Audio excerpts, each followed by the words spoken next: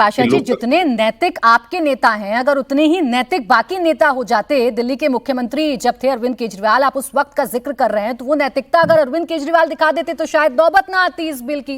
जैसे आप संविधान पर हमला कह रहे हैं, लालू जी ने नैतिकता दिखाई, खुद कुर्सी छोड़ी, अपनी बीवी को उन्होंने कुर्सी पर बैठा दिया, लेकिन ये नैतिकता देश के बाकी नेता नहीं दिखा रहे हैं ना। नैतिकता की बात कौन कर रहा है प्राची जी?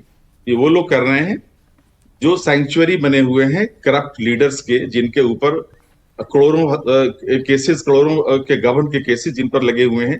एक नाम नहीं, दसियों नाम है, 20 नाम। आप किसी का नाम उठा लीजिए, ये सब कहां होते? जेल में होते। लेकिन आज कहां है?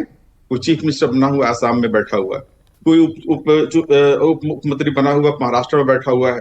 इस तरह के 25 ऐसी मिसालें आपके सामने मौजूद है। बिहार में मैं आपको बताऊंगा, जीवेश मिश्रा बीजेपी के मिनिस्टर हैं, उनके ऊपर केस था। अनवर जी, अगर सीरियस मामला है और आपके खिलाफ जांच चल रही है, आप माननीय हैं, तो जरूरी नहीं है ना कि आप अपने पद पर ही बने रहें। आप सबसे पहले अपने पद से इस्तीफा दें नैतिकता के आधार पर। मैं आपके नेता की बात कर रही हूँ। नैतिकता की बात वो करें जिनका दामन साफ है प्राची जी। मैं तो आपके नेता का उदाहरण लेकर, वो नैतिकता की बात करें। अनवर पाशा जी, बस एक सेकंड, मैं तो आपके नेता का उदाहरण लेकर बात कर रही हूँ ना। लालू यादव जी ने नैतिकता दिखाई थी कि नहीं? वो गलत थे क्या उस वक्त? नैतिकता उनके लिए है जो नैतिकता में विश्वास करते हैं, जहां तानाशाही को कायम करना चाहते हैं। कोई नैतिकता नहीं इसके पीछे, सिर्फ एक मकसद है, तमाम विपक्ष की सरकारों को खत्म किया जाए और पूरे देश में तानाशाही कायम किया जाए। ये उनकी नैतिकता है। ठीक है, इस पर हमारा आरोप है।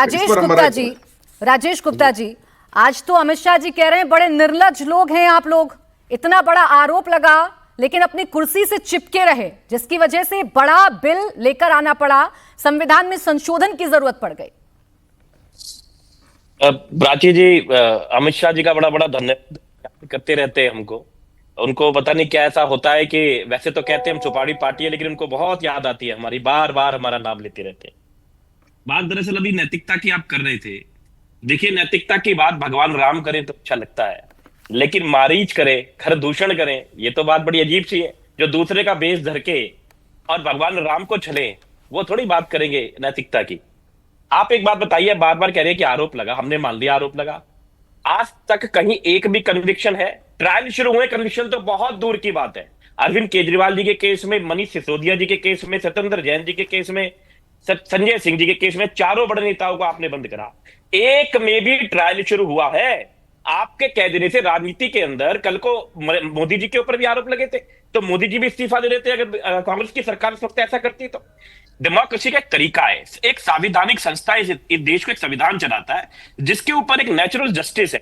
नेचुरल जस्टिस कहता है कि जब तक आपके ऊपर आरोप सिद्ध ना हो जाए तब तक आप आरोपी नहीं है। ये तो आप भी जानती है, मैं भी जानता हूं, और मेरे ख्याल से इस देश का छोटे मोटी वकालत जानने वाला आदमी जानता है, नेताओं की वो तो जानते ही है। तो आप ऐसे ही आरोप लगा देंगे, कल को जिसकी भी सत्ता होगी वो दूसरे को उठाएगा, 1 महीने के लिए बंद कर देगा।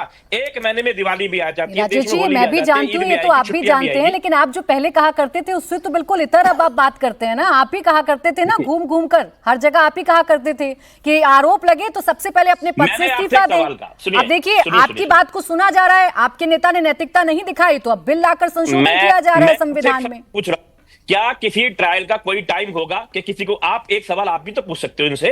प्रेम शुक्ला जी मेरे बड़े अच्छे भाई हैं, बड़ी अच्छी बातें करते हैं। किसी ट्रायल का कोई टाइम तो होगा।